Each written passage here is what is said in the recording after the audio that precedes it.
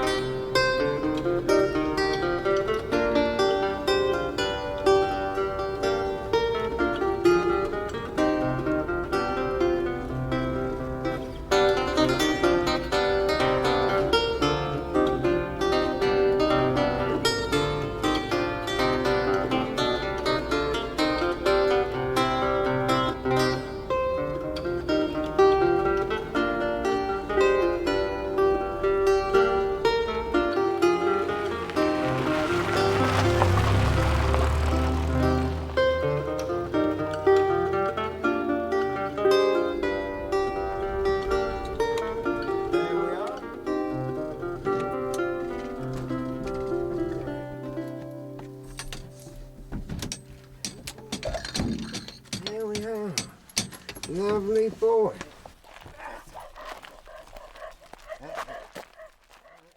I was born in Battersea, which, as you know, is just south of the Thames, pretty central for London.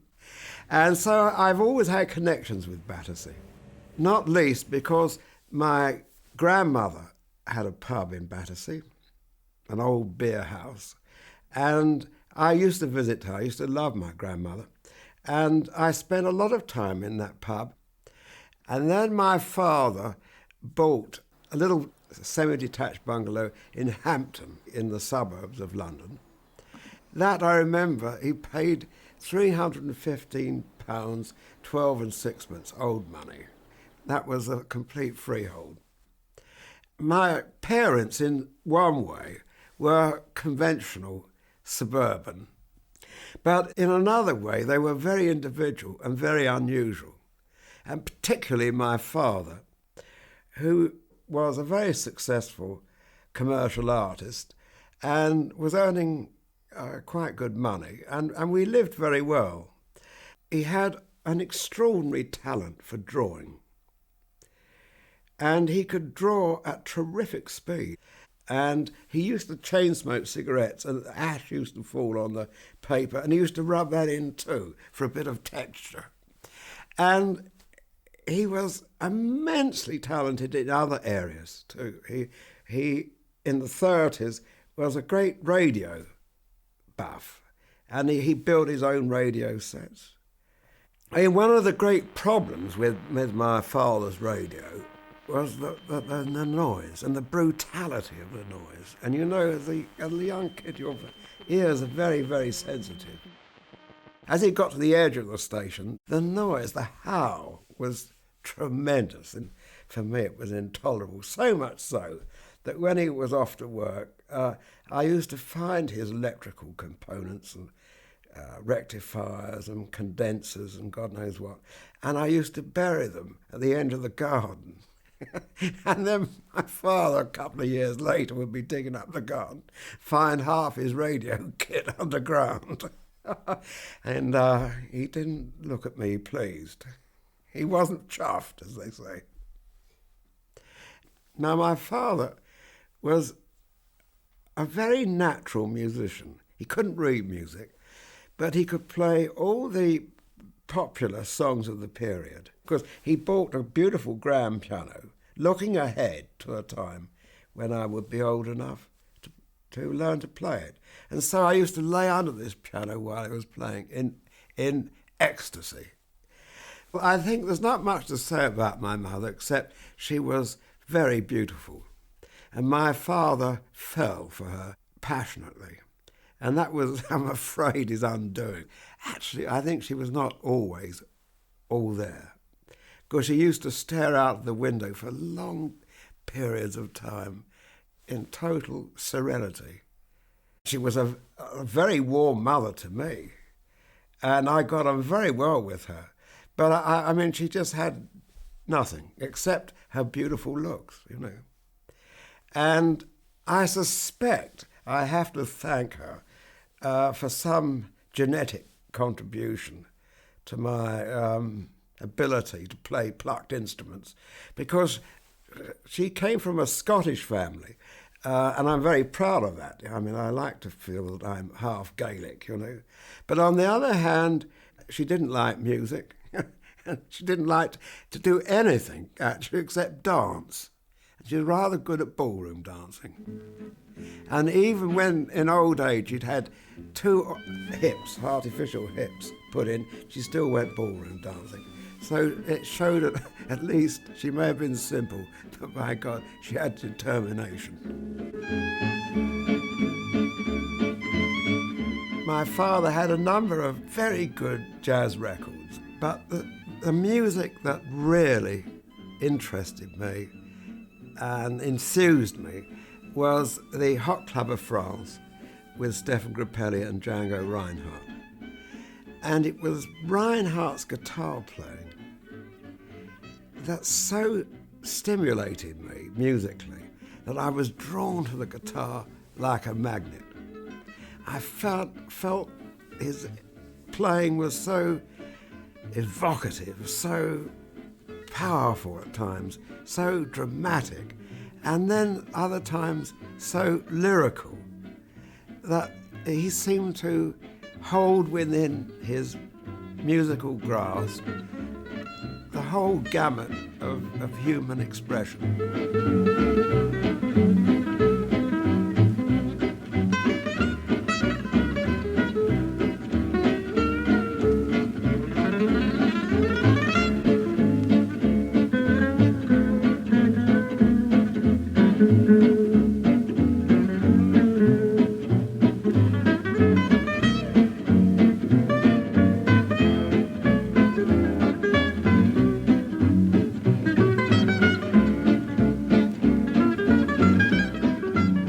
And as my father always had a guitar hanging around the place, and he was off at work in the day, I would pick up the guitar and start playing it.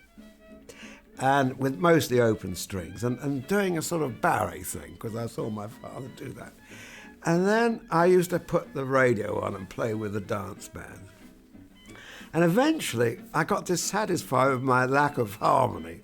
And my father had around a book of fingerboard harmony for the guitar by Eddie Lang.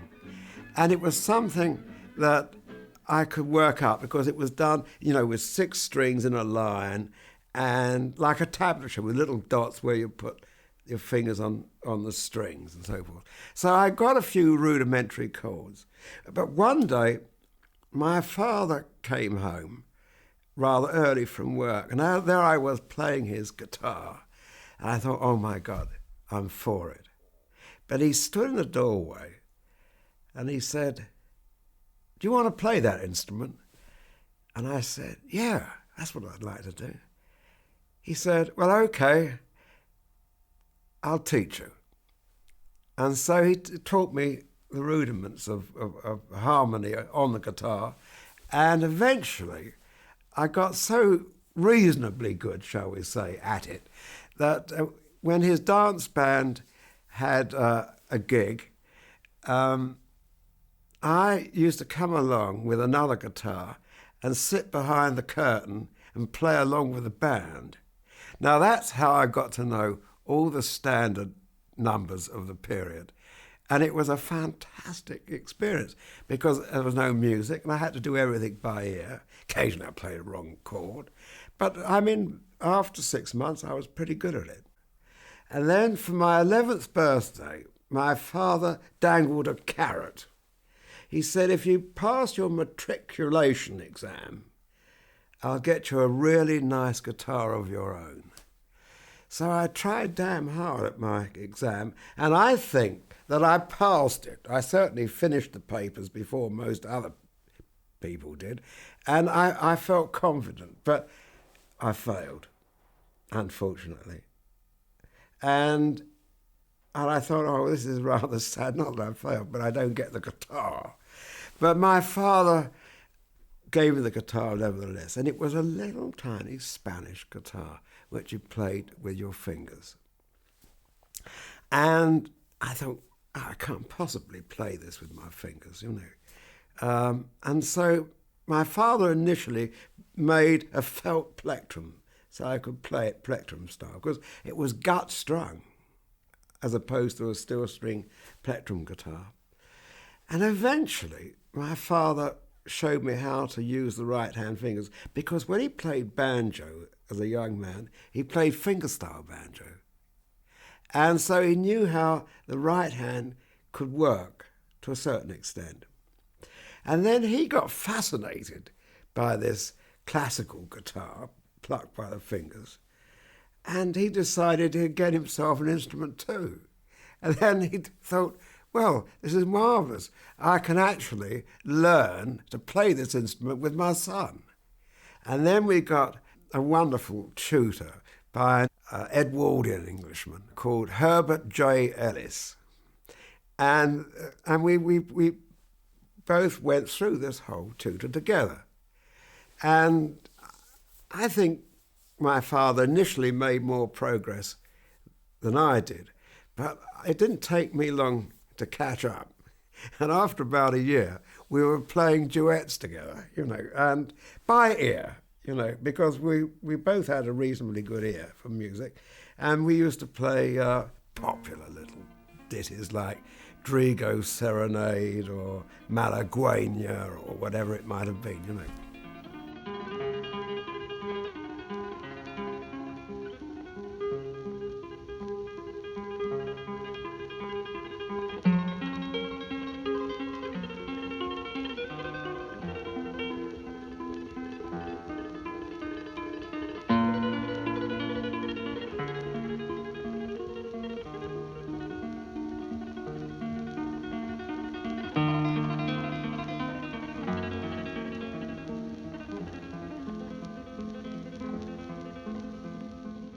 My father brought home a record one afternoon, and he put it on the turntable,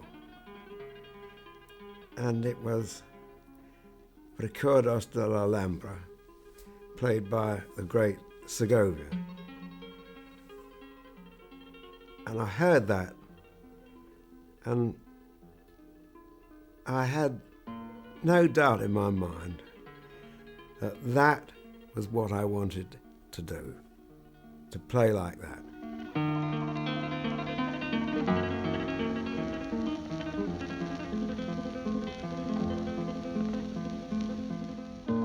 You know, it's very difficult to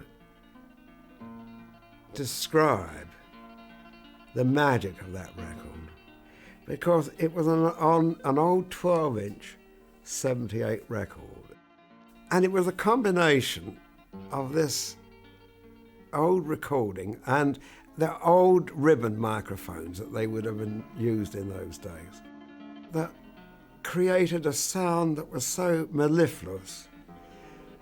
It was just magic. And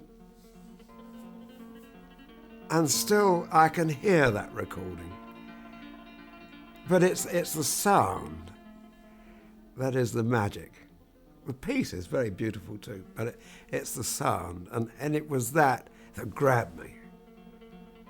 And I never looked back from that recording, hearing that recording, to the present day.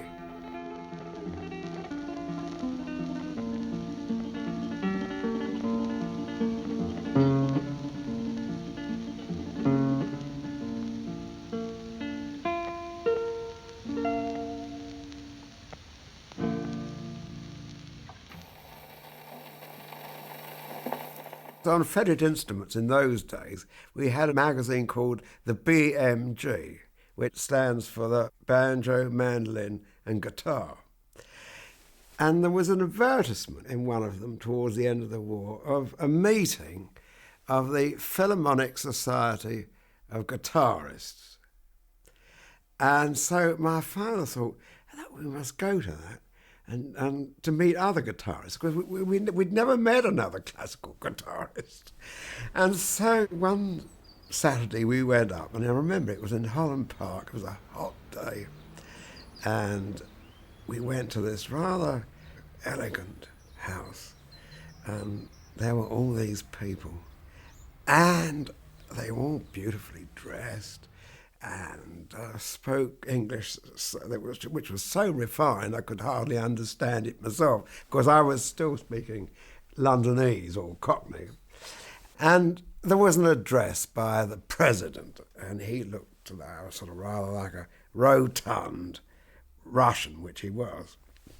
And then the secretary said, would anybody want to get up and play? And so somebody said, yes, I'd like to. And they played, and I can't tell you what it was like. I mean, several of them played that afternoon, and some of them even failed to get to the end of the piece. And there was a general breakdown, you know. And the sound was very, very thin and poor. And the people, their hands were shaking with nerves. Well, you see, I was about 12 or 11 or whatever the case may be. I'd never heard of nerves before. I mean, what's the matter with these people? Have they got St. Vitus's dance, I thought? But you see, so eventually there was somebody came to at the end of his piece, and there was silence. And the secretary pointed to me. And then I thought, my God, what have I done wrong? She said, tell me, do you play? And my father said, well, he does a bit. He's only just started learning. Well, would you like to play? And I said, well, I haven't got a guitar. Oh, we've got plenty of guitars here. So somebody lent me a guitar, and I played, I think, the B minor study of Saul, which was the very first piece I'd ever learnt on the Spanish guitar.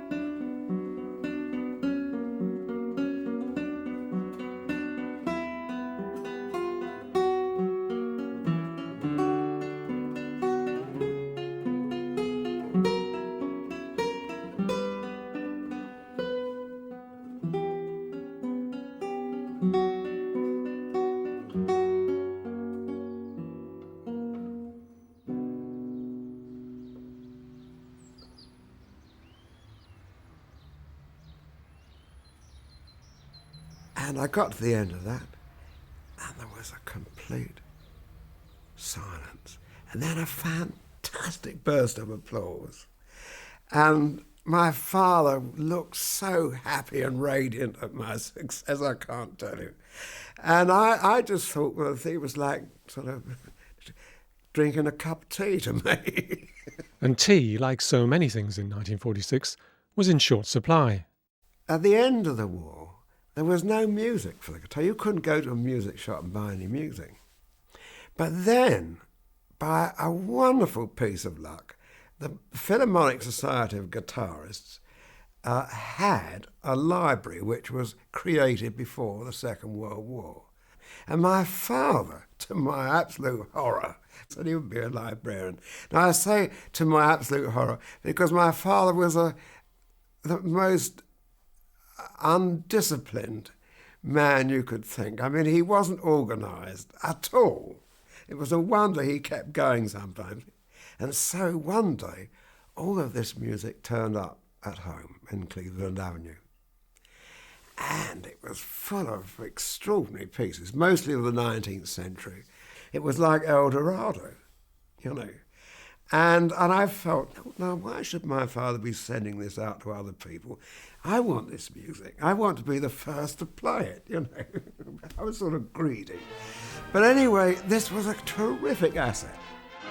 And luxury assets were still rare during these days of post-war rationing. I say, while remembering potatoes, don't forget our old friend the carrot, will you? With queues around the block for basic groceries, Julian's father had serious doubts about his son's guitar aspirations. My whole wish was to play the guitar. But my father said, and I think probably quite rightly, that there was no possibility of making a career on the classical guitar. But I didn't see it like that. It didn't matter. I could live on next to nothing. I could even starve or whatever, you know. But I wanted to do that. I wanted to play the guitar. Eventually, my father was so serious about this. I said, look, I tell you an instrument I do like, and that's the cello. And at least if I was reasonably good at the cello, I could get an orchestral job. And he agreed. And so he got me a little cello, a 3/4 size cello. Julian's guitar ambitions did receive a boost, however, with the return of the great Spanish virtuoso André Segovia. Throughout the war, and certainly right up to 1946, most guitarists thought that Segovia had died. That was the general rumour. And it was with an extraordinary sense of pleasure and drama that we saw in the newspaper an advertisement for Segovia to play at the Cambridge Theatre, London, with an orchestra. It was the first time that I'd ever heard the guitar, or anybody in England had heard the guitar with orchestra. So we all went up to London and got our seats in the theatre. And I actually brought with me a pair of binoculars because I was very interested to see how his right hand worked. And so the concert, I think, opened with an overture, and then the concerto was the one in D major by Castel Nuovo Tedesco.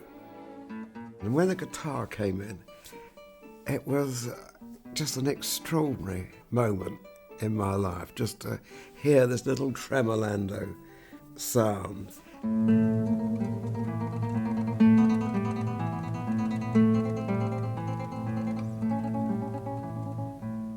And of course, Segovia eschewed amplification.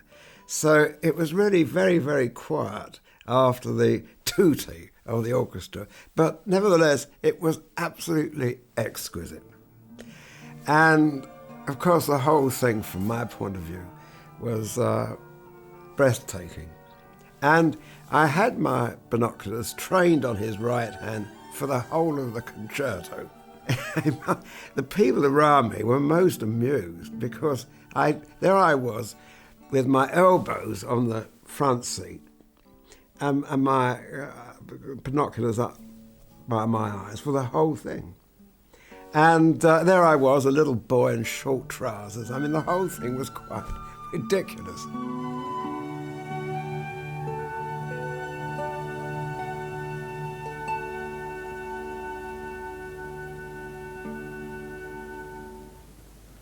Well, now, the following year, 1948, I was asked if I would play for a big feature film that Ealing Studios were making. And it also had quite a good, distinguished cast. There was Stuart Granger, who at that time was one of the most popular actors. I'll match you. 20,000.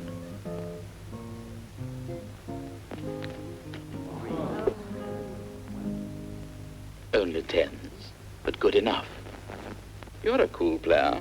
I think that they couldn't believe that a young 13, 14-year-old could play well enough for a good tape for them. $9,000. It really went down well, and they were very impressed, particularly Alan Rawsthorne, the music director of the film. I mean, he was thrilled with what I could do.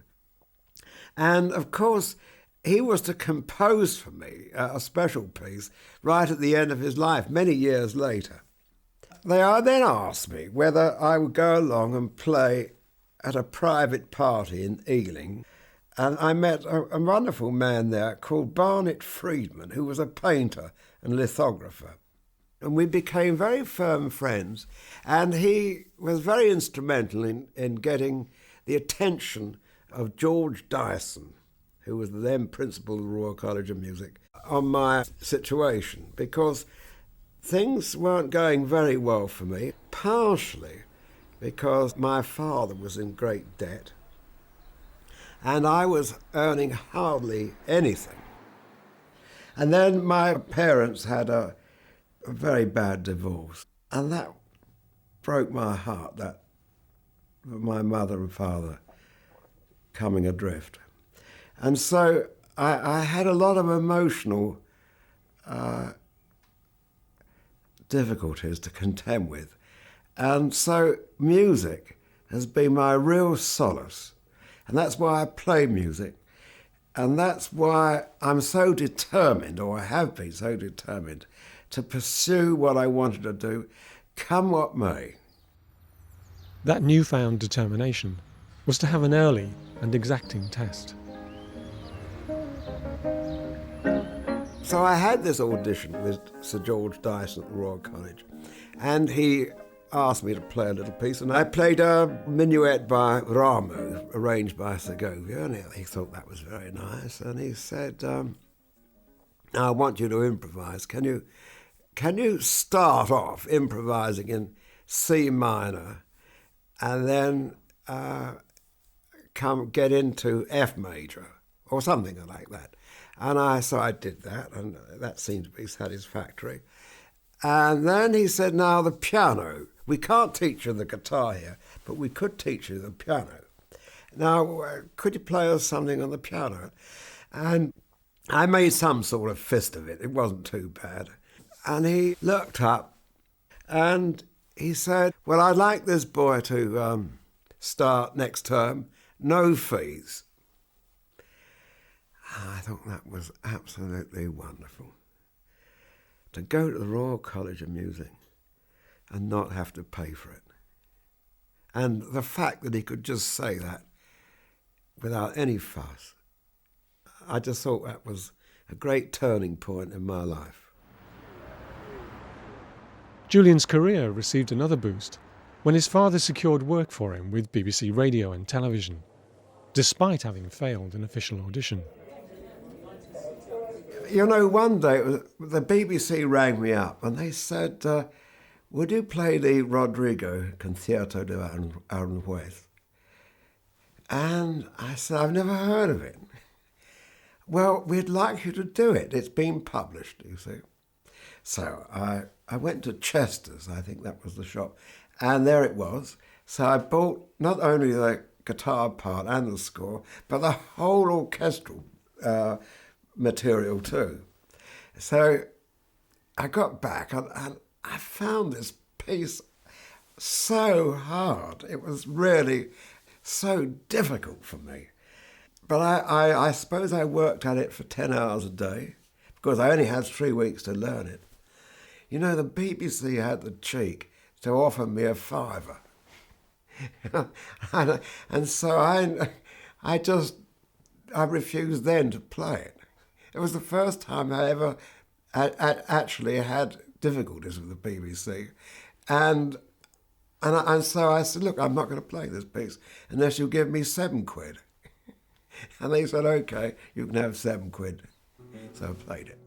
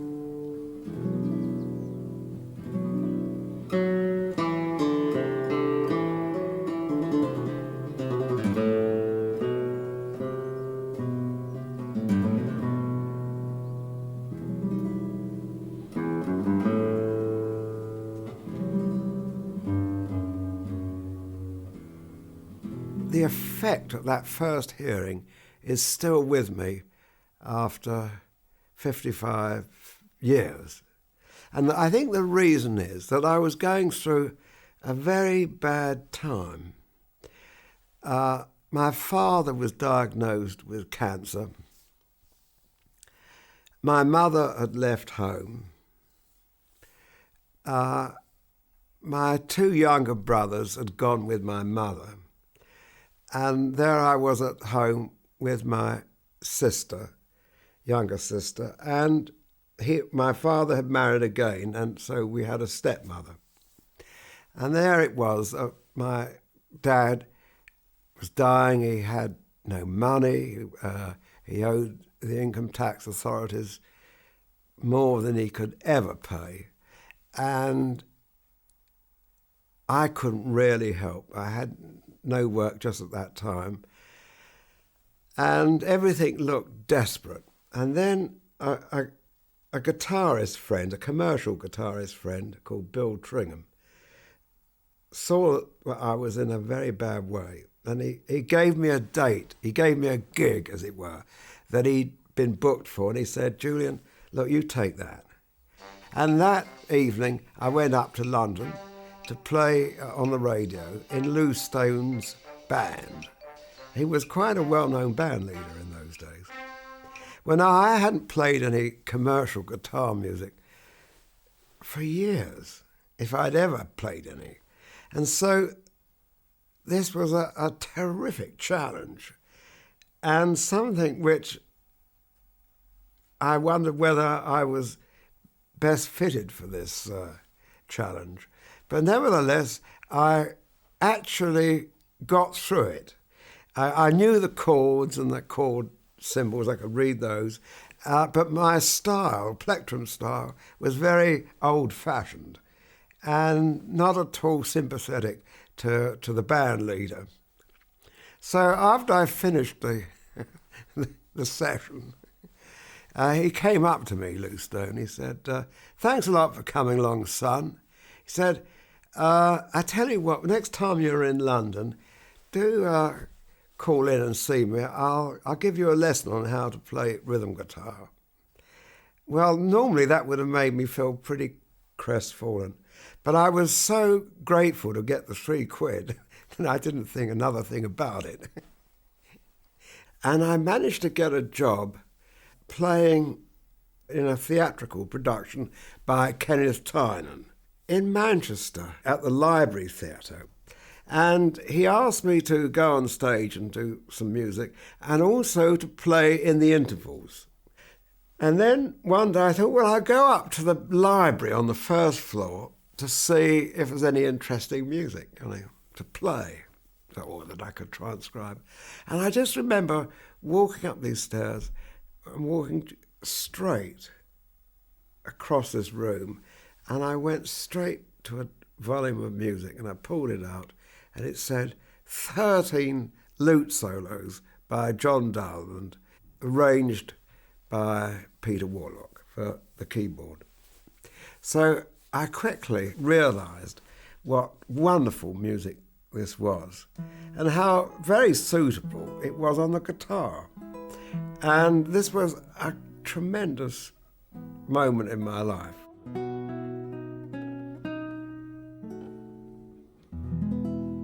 Soon discovering Dowland's original lute tablature, Julian decided that music of this extraordinary quality deserved to be played on its intended instrument.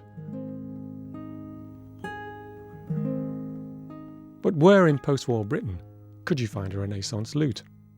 My father brought home a lute one day, and it was a guitar lute, that's to say, a lute shape, and strung like a guitar. But then I met the most marvellous chap called Tom Goff, who was a harpsichord maker. And Tom Goff, who had never built a lute before, did offer to refashion it as a double-course lute. Whatever the instrument, Julian felt instinctively at home with his newfound idiom. I never had to think about it. It was music that, as it were, came through me into the instrument and out to the listener.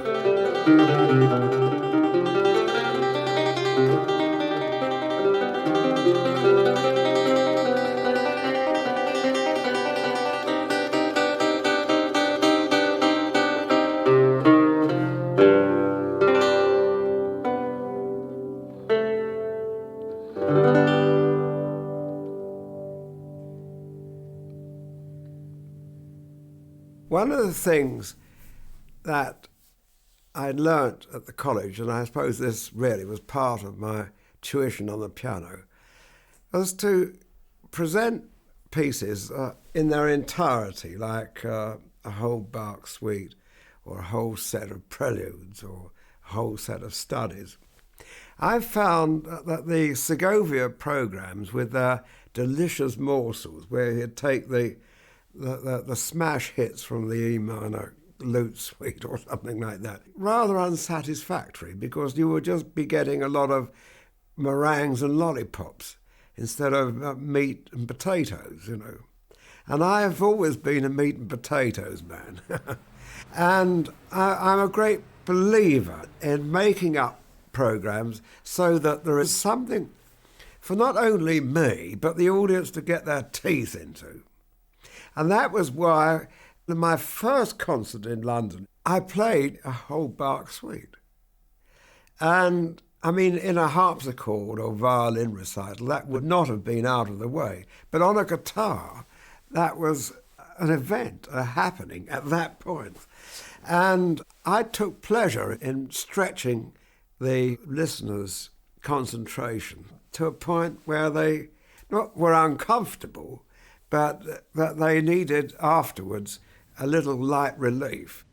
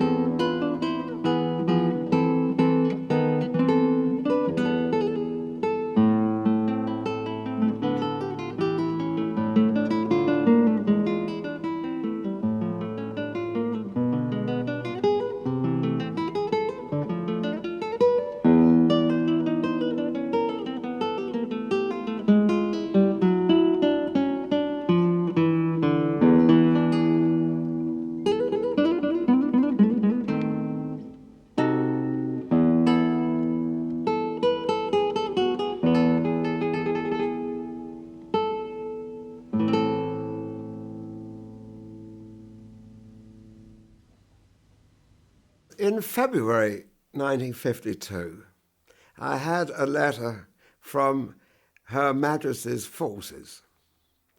I knew it was going to come because I was of age to become a national serviceman. And at that time, I had a little fish van, you see.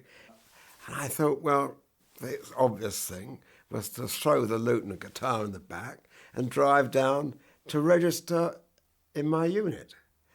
And when I got to the entrance to the army headquarters, there was the guard room, and a man came out in uniform, naturally, and looked very stern. And he said, "What are you doing here?" And I said, "Well, I've come to report." He said, "Report? In that?" And he pointed rather rudely to my nice old van. And I said, "Yes." "Get it off the premises," he said. So I said, "Well, where am I going to put my lute and guitar?" "Lute and guitar? What has that got to do with the bloody army?" And I said, "Well, they're my instruments. Get them off the premises."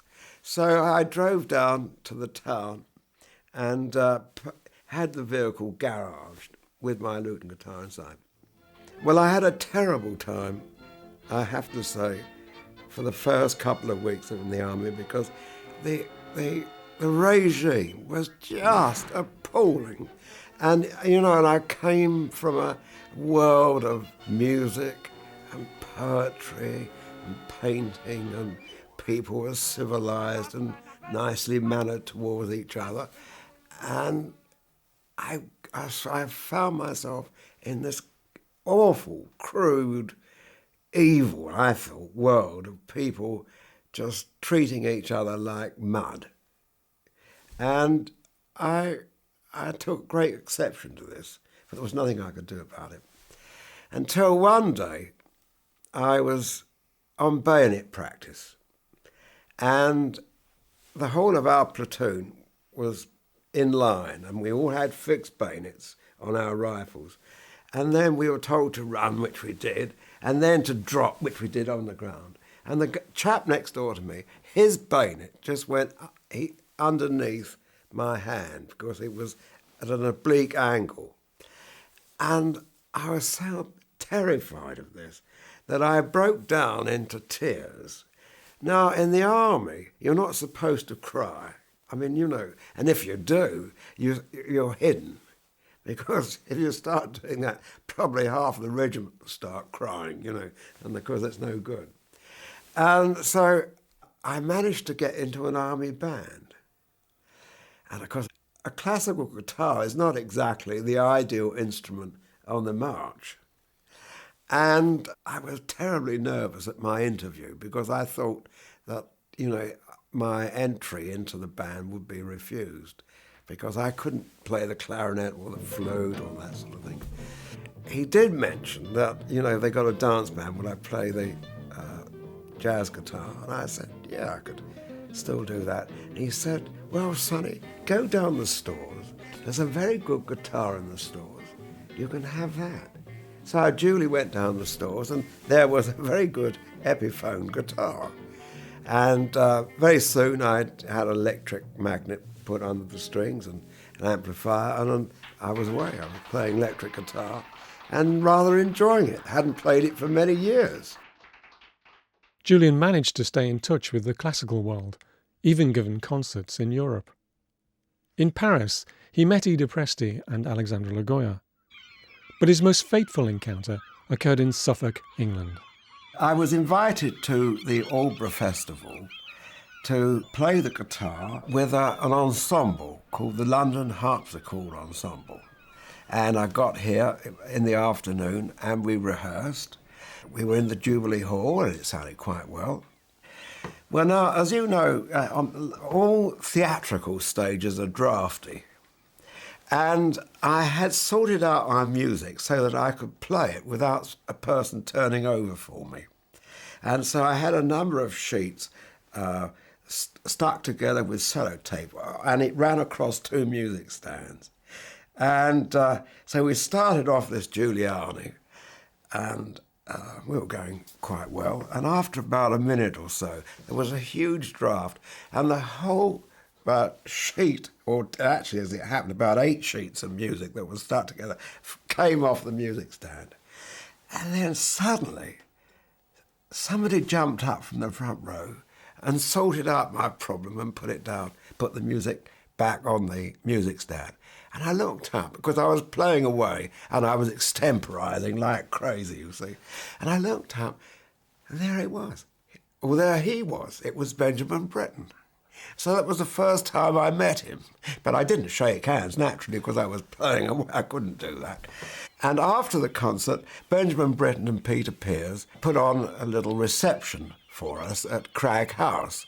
And I think Peter Pears said, you know, I love Elizabethan lute songs. Would you mind just doing a couple with me, you know, for friends who were there?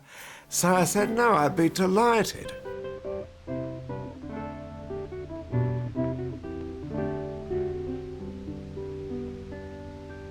We are going to sing and play for you some music from the England of Shakespeare, the great day of flowering in verse and music.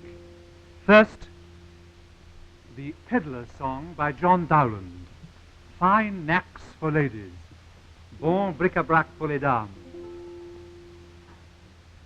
Fine knacks for ladies, cheap, choice, brave and new, good penny worth, but money cannot move. I keep a fair, but for the fair to view, the beggar may be liberal of love. Though the West be trash, the heart is true, the heart is true, the heart is true. Though the West be trash, the heart is true, the heart is true, the heart is true. Waiting this back pins, points, laces, and gloves, and divers toys fitting a country fair. But in my heart where duty serves and love, circles and twins go through the heavenly pair. Happy the heart that thinks of no remove, of no remove, of no remove. Happy the heart that thinks of no remove, of no remove, of no remove. So we tried a few Dowland songs, and it was a great pleasure to accompany such a wonderful artist as Peter in any case. But it was also a special pleasure for me because I'd learned for the first time to accompany and be aware of a singer breathing.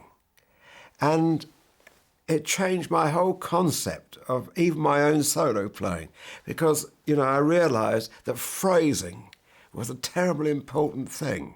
Although, as a young man, I did it very naturally, I could tell that when I was with a singer of the quality of Peter Pears, that, you know, the phrasing was as important, as in many ways, as the notes.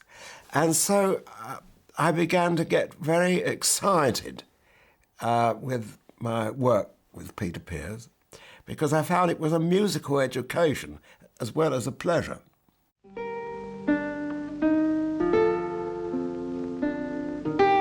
I'm sorry, he's rehearsing at the moment, but I'll get him to phone you when we've finished.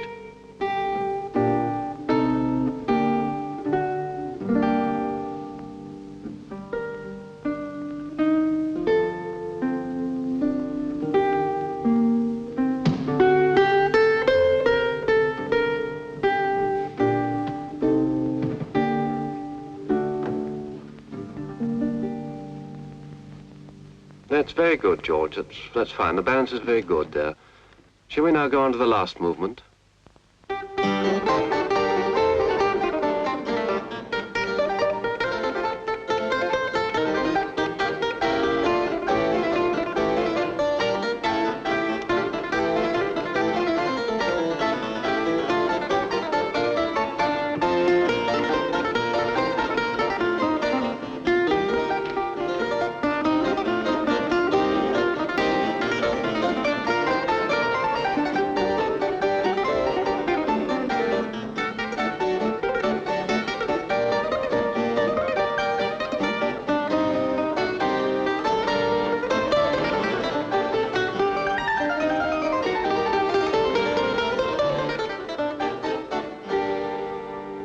my mind, there was nobody like George Malcolm on the harpsichord.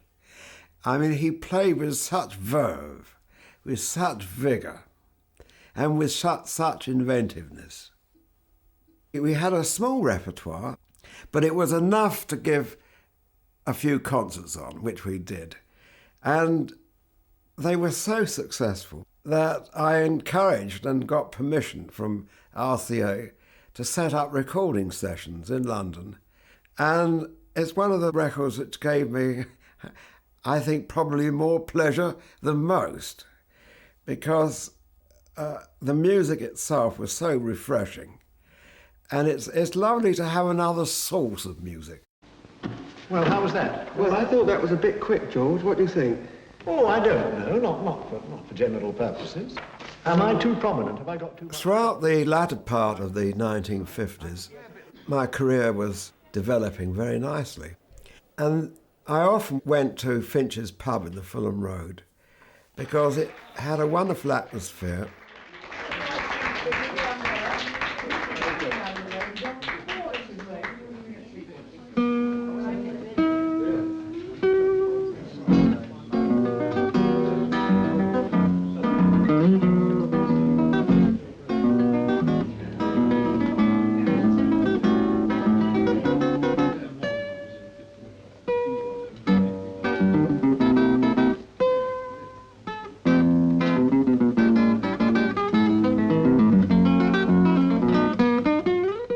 I also had a number of close friends that lived very near to my flat in Bolton Gardens. Well, cheers, everybody, and a best of luck. I would then invite a few people round from the pub to my flat, and we'd have a bit of music and carry on the jollifications. It was quite often, you know, that there were 2 or 3 musicians, and we'd get into a little jam session. It was great fun. Went on quite often on into 4 or 5 in the morning.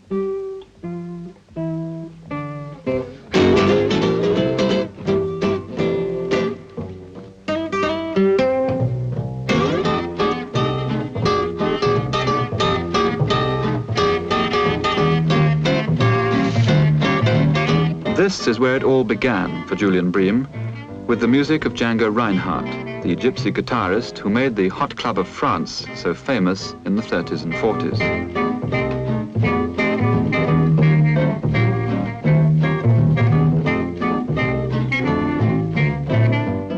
This was the kind of music that Julian Bream grew up with.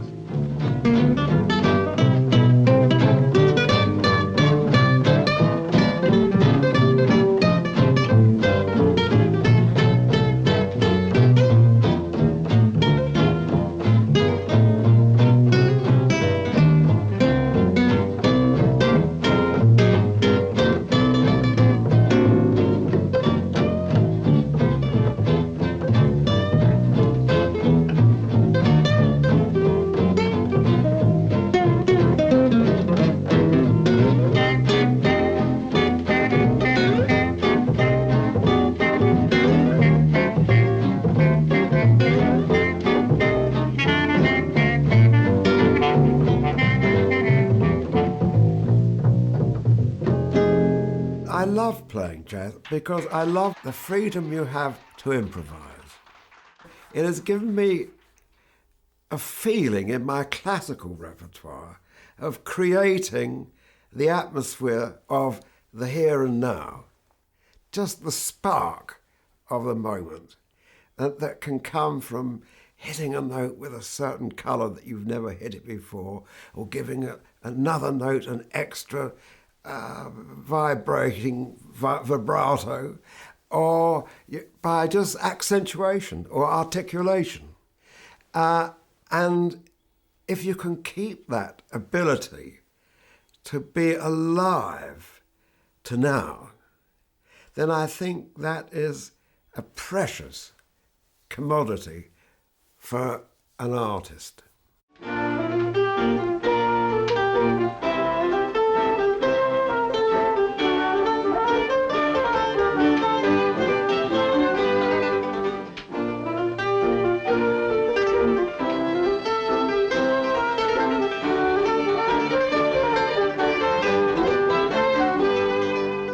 Julian Bream Consort started in the 1950s when I was asked to take part in a broadcast with Bob Thurston Dart, who was a very remarkable musicologist at that time. And I went to the studios, and there were a sort of wonderful bunch of characters there, with somebody playing the treble viol and somebody the bass viol, and somebody had an old zit, and then there was somebody playing a bass recorder, and a jazz guitarist playing a sort of curious bass guitar.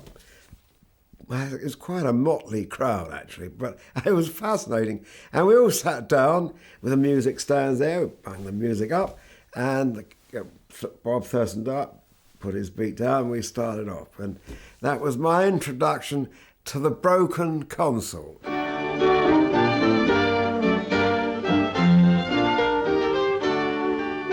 Just 1 minute, Olive, can you give it a slight crescendo so we move into the second one? Yeah. Got the idea? Help us with the rhythm, you see, okay?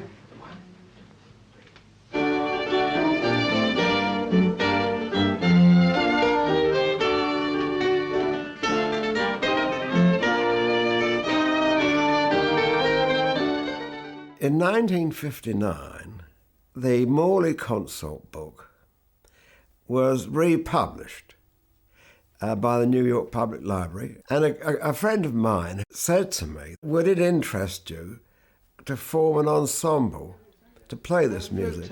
Yeah. That's lovely. Let's do it at the second strain now, right? Now, right up to speed. Yeah. Okay?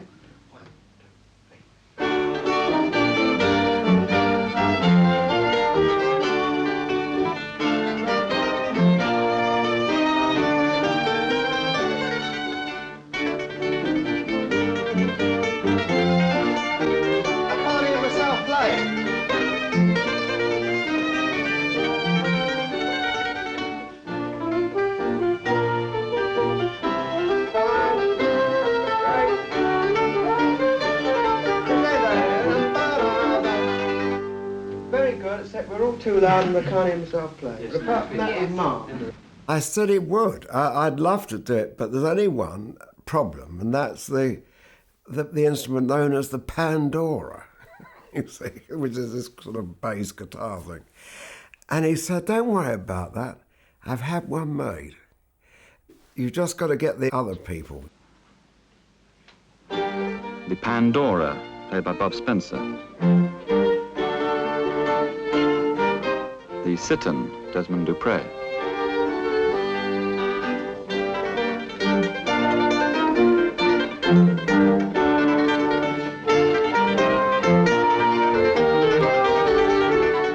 The alto flute, David Sandeman.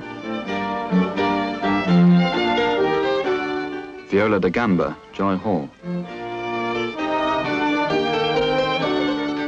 The violin, Olive Zorian. By about 1960, the early music movement was just getting underway. And I was very pleased with my group because not only were they excellent in terms of their performing abilities on their respective instruments, but there was something very professional about this group. And I think that professionalism gave my consort a certain quality that attracted quite an audience. And I believe that my consort was responsible for getting the early music world underway. And if I only just did that, that would give me great pleasure.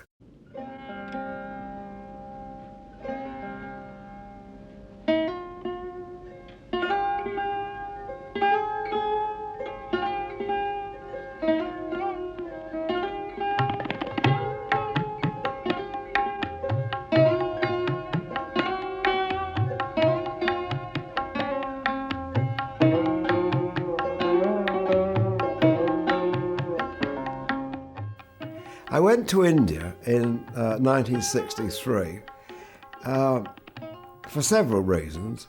The first, I really wanted to go And the second was that I wanted to go to a place where, without sounding too pompous, I wanted to replenish my spirit in a way. And I thought India would be the place.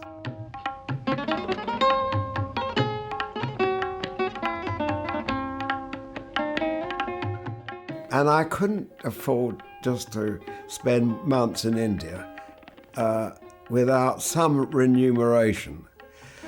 And so I asked Lord Harwood if he thought there was a possibility that I might go to India for the British Council and give concerts. And I just made enough money on that tour to pay my way.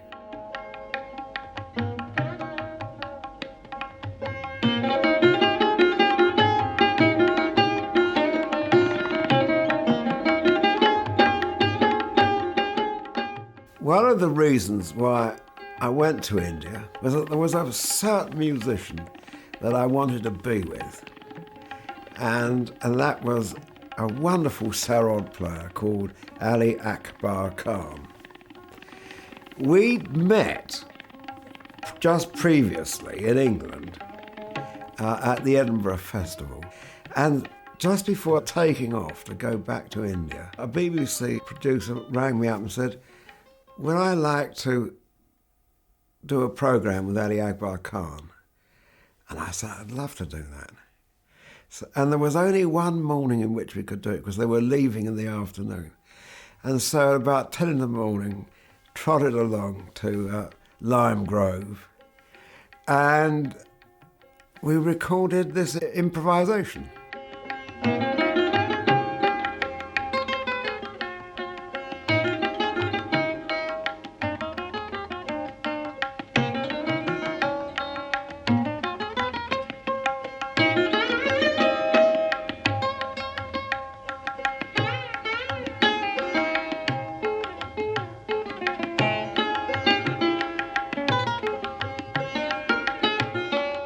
He seemed to me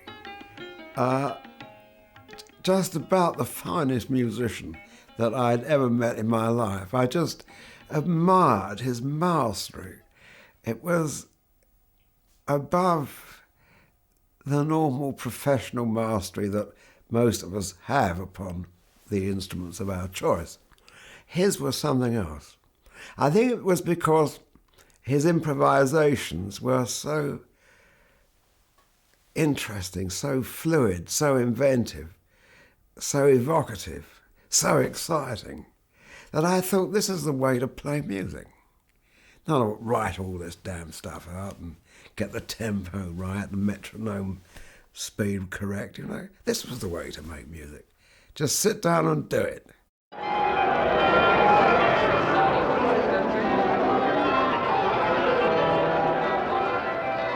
Of course, you know, I started on my quest for new music when I was quite young, perhaps mid-1950s.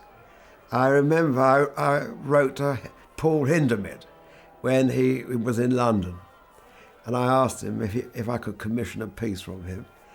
And he wrote back very politely saying he didn't compose commissioned pieces anymore, you know. So that was that. And then I thought, what about Stravinsky? And I waited for Stravinsky in his hotel for 2 whole days. I thought I might just nab him as he went to get his keys from the concierge or whatever, you know. But no such luck. But I did ring him, and after about 200 times, I got a very gruff voice at the other end, and he said, "Who?" And the telephone went down. So that's as far as I got. So that when I went on my world tour in 1963, I ended up in Canada. And as soon as I got to my hotel in Toronto, there was a note left for me. Would you like to meet Stravinsky? Call me, so-and-so, so-and-so. So I called the number, and it was a television producer. He said, we're filming Stravinsky recording Symphony of Psalms tonight. would you like to play him something on the lute? Stravinsky is waiting. Maestro, I wanted to meet Julian Bream. Very happy to meet you, Maestro. I've wanted to meet you so much. And we were at Dartington. I was there when you were there. Yeah. That was right. Yeah. And we never met, actually. Yeah. And I always wanted to very much. Yeah. How are you? Are you enjoying your time? I am fine. You are, and you're working very hard and recording away. All my life. Yes. Julian Bream is the world's best player of the lute. I always wanted to play to you sometime on the lute because I read that you find the lute a very beautiful and expressive instrument. Oh, yes, of course. But when? Well, anytime if you had a minute. No time. I'm sure it's very difficult I have for no you. time. There are people who have time. Yes. People who have money. Yes. People who have many things, you know. Yes. I have some things. But you've got great gifts, which is more than the time or the money. Oh, nice. And I thought, poor chap. I mean, I'm going to interrupt his concentration, and he's not going to particularly like me playing the lute to him just before he's going to conduct one of his masterpieces. And I tell you, I've never been more embarrassed in all my life. Would you like to see a lute? Would you like to see my lute? Oh, yeah. I brought it with me. Oh, nice. Stravinsky is excited by the physical presence of musical instruments. The lute, he says, is perhaps the most perfect and certainly the most personal instrument of all. It was written much more for the lute than for the piano. I'd love sometime to play you a little piece. Perhaps I could play a beginning now a little bit. The problem with this instrument, there's so many strings, it takes a lifetime to tune it. The recording session has to be done tonight, gentlemen. Let's go. This is a little pavane.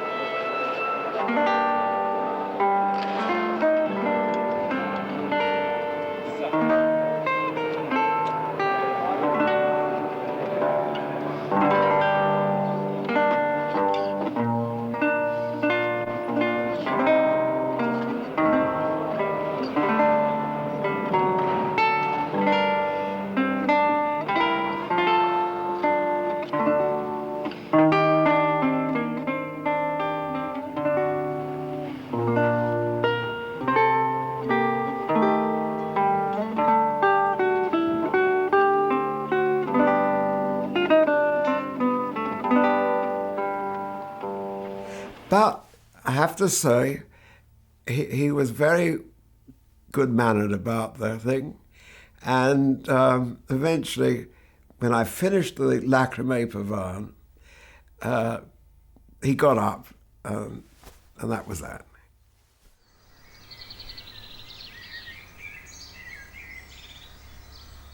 I've always had a great love of the country, although I still retain a feeling for my roots in London as a Londoner.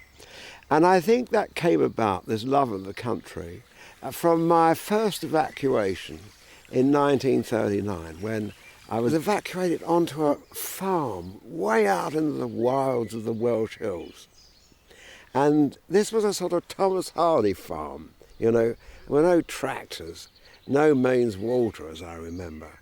There were just horses and manpower. And I found the life unbearably hard. But after a little while, I found that being near nature, which was my first experience of that, and being able to look at and enjoy this wonderful countryside was a sort of succour for my unhappiness. And I wanted to find such a place so that I could concentrate on the things that I wanted to do. And it so happened that in 1964 I met my former wife, and it was a very, very quick affair. We didn't get married for some time, but we both decided that we'd want to live in the country, and in any case she was a sort of country girl. And I wanted quietness for my practicing and so forth. And so eventually this house came up for sale. And I asked a estate agent friend of mine what I should pay for this sort of house. He said, well, the lowest, absolute lowest, would be £14,000. So I came down here and I said to the general, well, you know, I tell you what I'd give you for your house, £14,000.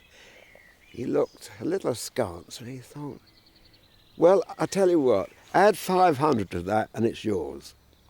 So I got this wonderful house with land and everything, and very, very cheaply indeed. And I've been very happy here.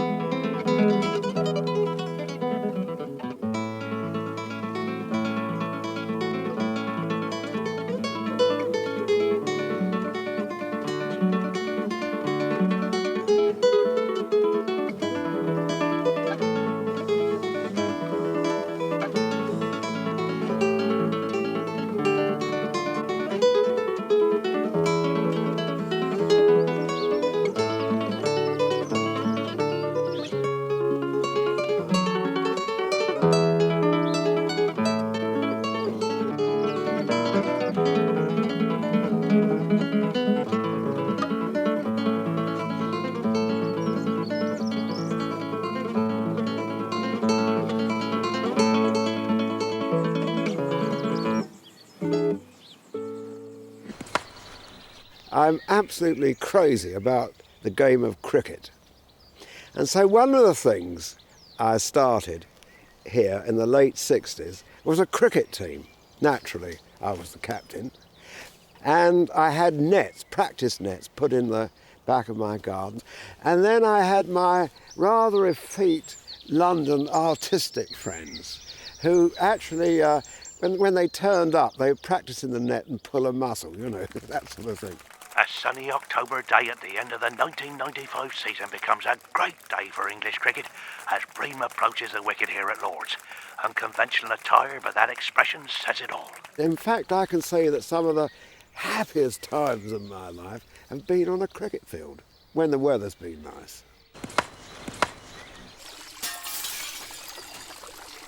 And then I decided I'd like to do my recordings here.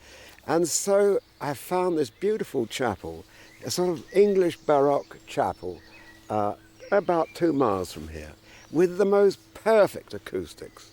And so in 1966, I made my first record there, and it was a very famous record because it had on it, amongst other things, my first recorded performance of Britain's Nocturnal, which my company were very nervous about. But somebody in RCA said, well, you know, let Julian get on with that. Just let's see what happens.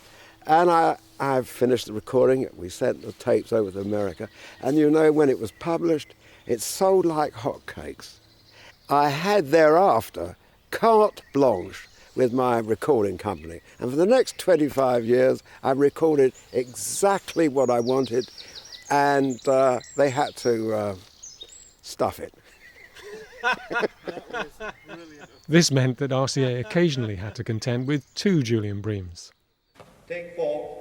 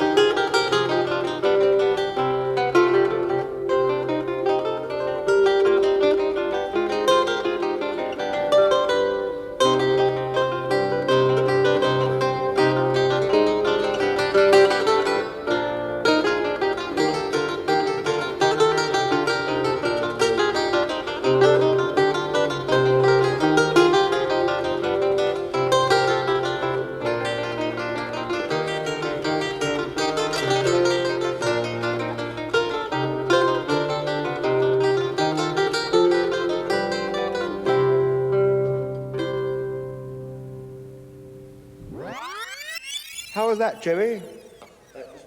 I think I'll come in and have a listen.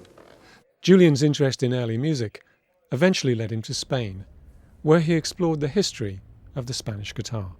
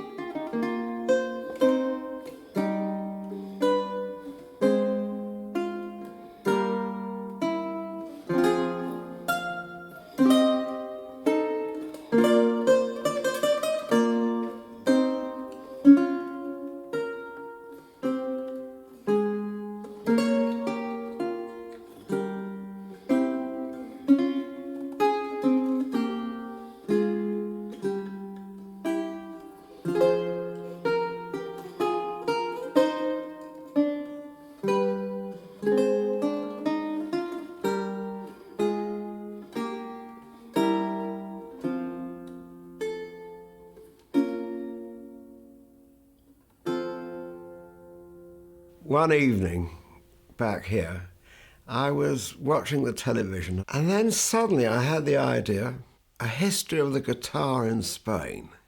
And so I realized that I had to start from the very first piece of Spanish guitar music, which was published in 1546 by Alonso Mudara.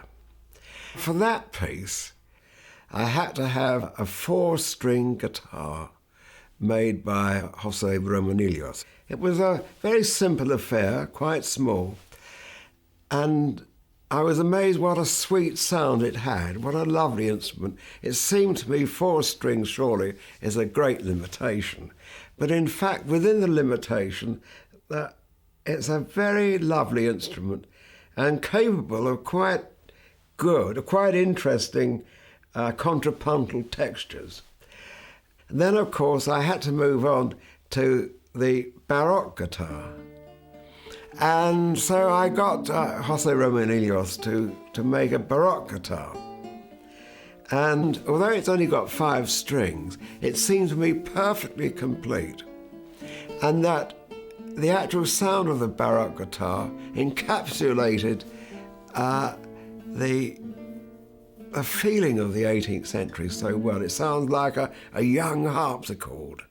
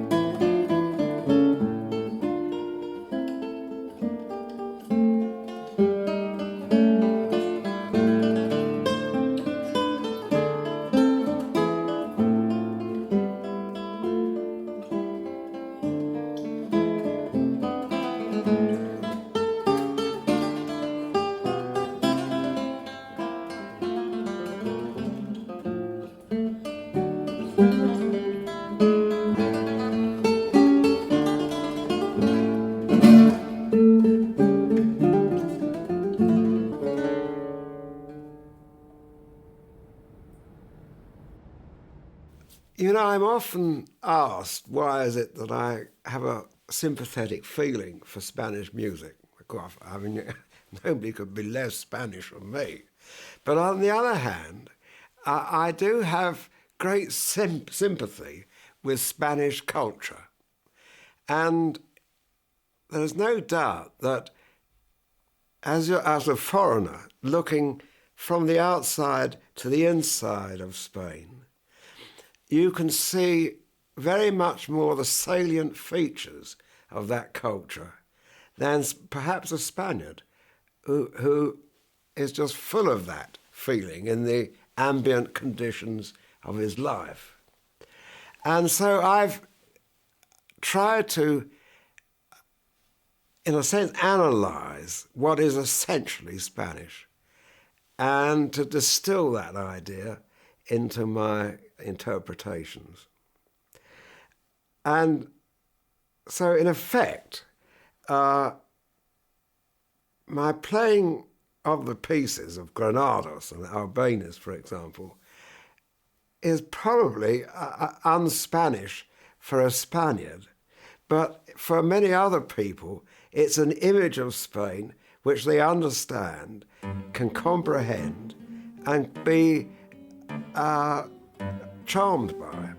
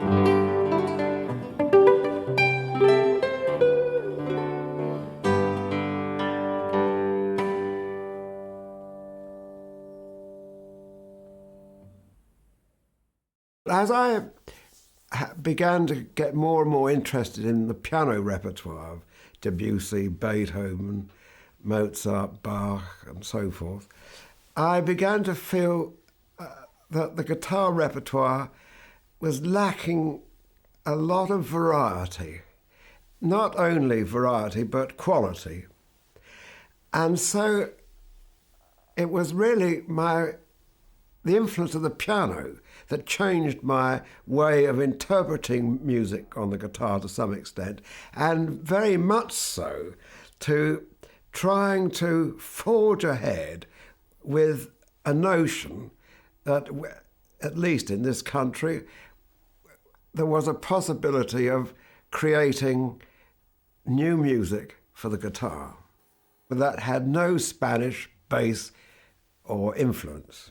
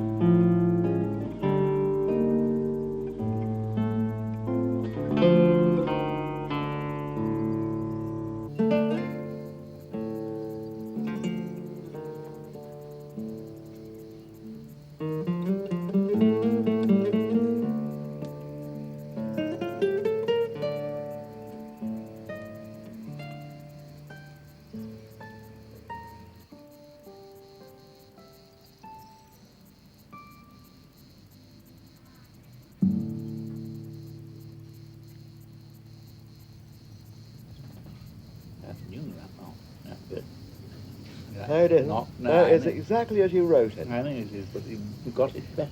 Ah, that's very nice. Got it better.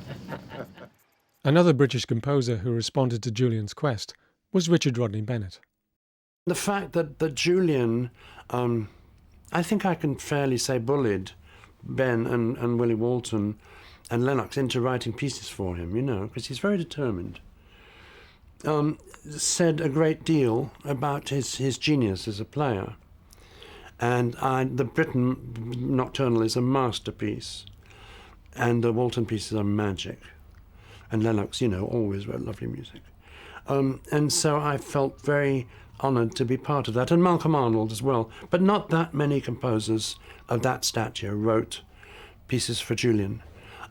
Julian has a very personal attitude to what you write for him.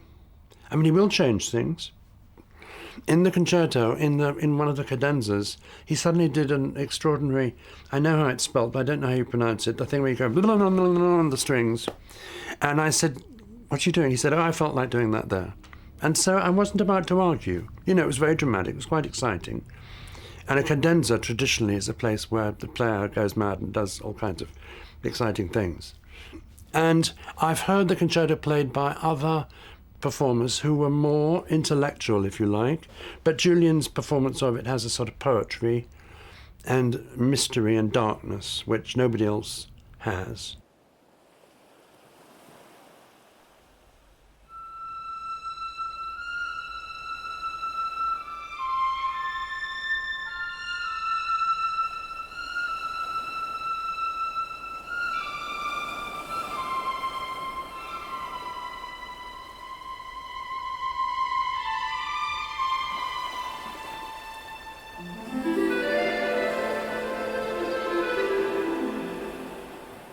I've always loved this place. It's got such atmosphere. It's so original.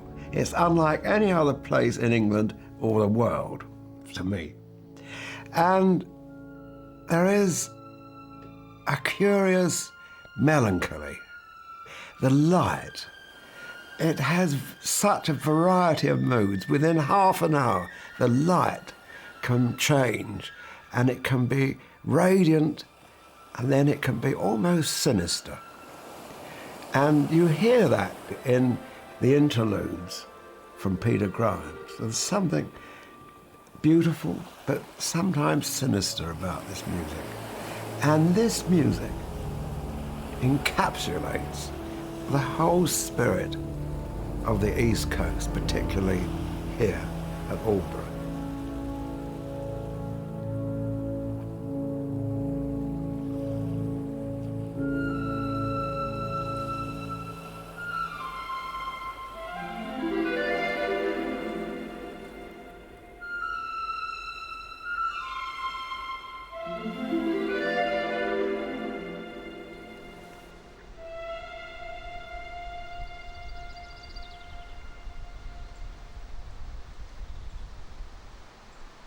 Before each tour, I had to rehearse with Peter Pears, and sometimes after lunch I used to go out with Ben and his dog. We used to go for quite long walks, and it was absolutely fascinating because we used to talk about music all the time.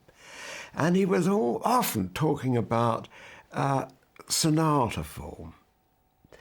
And I could tell he was trying to think how he was going to write something for me. And he was telling me about the problems today of writing sonatas.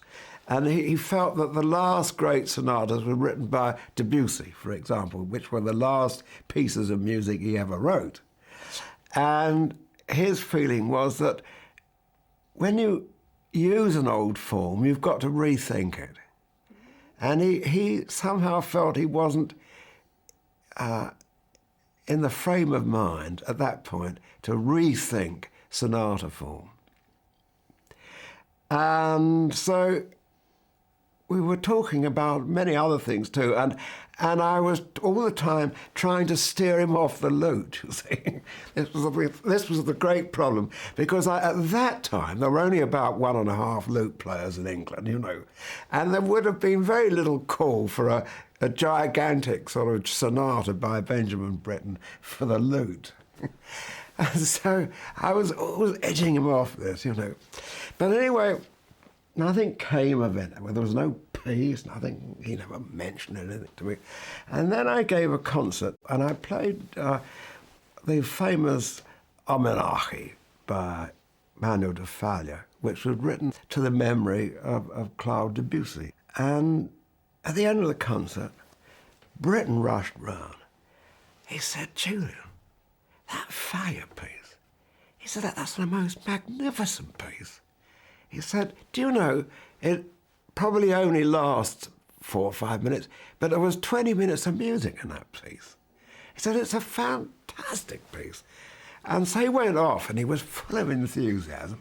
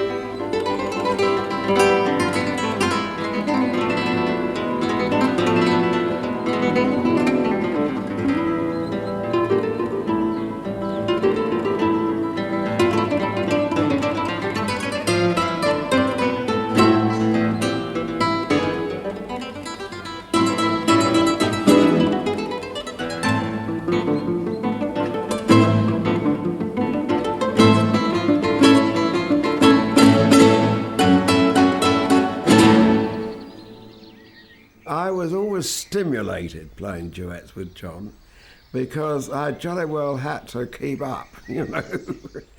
But I liked it, you know. And I'll tell you another thing I liked about our duo. We were so different. You know, he had a different type of guitar to me, and his nails were of different quality in a way to mine, and our approach to music was so different. But on the other hand, we both gave into each other's idiosyncrasies, if you see what I mean, to produce, finally, a performance which has, well, it's very important, cohesion, but has also got vitality and can generate real enthusiasm and pleasure for the listener. Meanwhile, back in Aldeburgh, Benjamin Britten had been evolving a work which explored his endless fascination with the theme of night and dreams. Meeting Peter Pears at Waterloo Station, Julian received a surprise piece of manuscript. That's for you to look at, Julian. Ben started a guitar piece for you, and he wanted to know if you could play this or that, and could you write to him?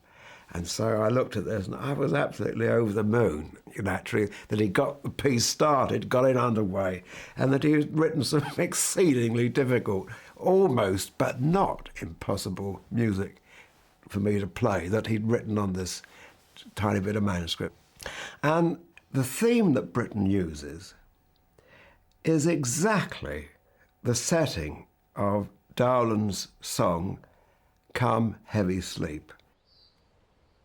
Come, heavy sleep, the image of true death, and close up these my weary weeping eyes, whose spring of tears doth stop my vital breath, and tears my heart with sorrow's sigh-swollen cries. Come and possess my tired, thought-worn soul, that living dies, till thou on me bestow.